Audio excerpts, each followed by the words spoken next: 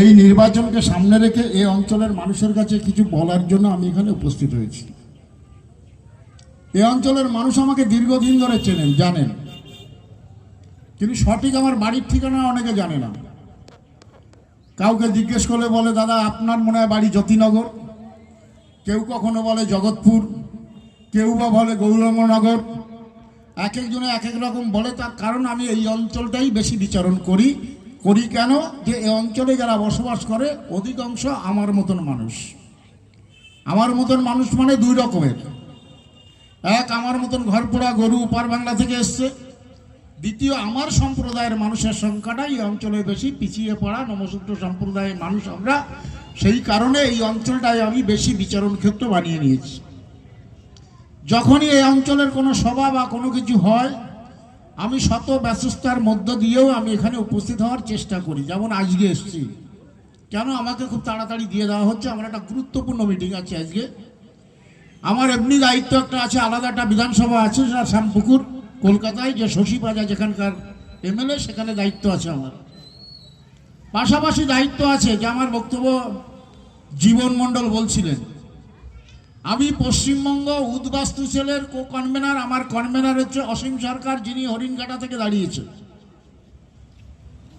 উদ্বাস্তু সেলটা কি?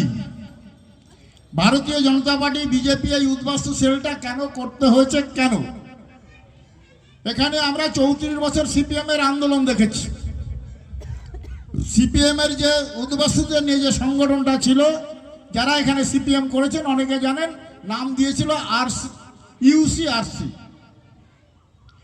তারা আমাদের নিয়ে আন্দোলন করেছে, আমাদের ভোট নিয়েছে, সবকিছু করেছে, কিন্তু বাস্তবিকভাবে আমাদের চিন্তা কেউ করেনি। আজকে যাদের নাম, অনেকের নাম 2002 সালে ভোটার লিস্টে নেই, তার জন্য দায়ী এই সিপিএম।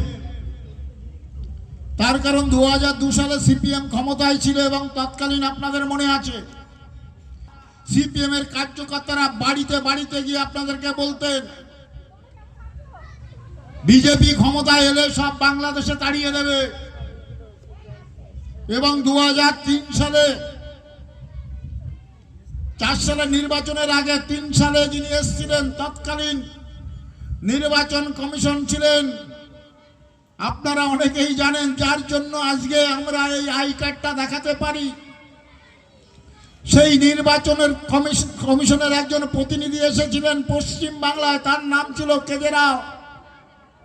সেই কেজে রাওয়ের হাত ধরে বেছে বেছে যারা, বিশেষ করে তৃণমূল এবং তৎকালীন টিএমসি বা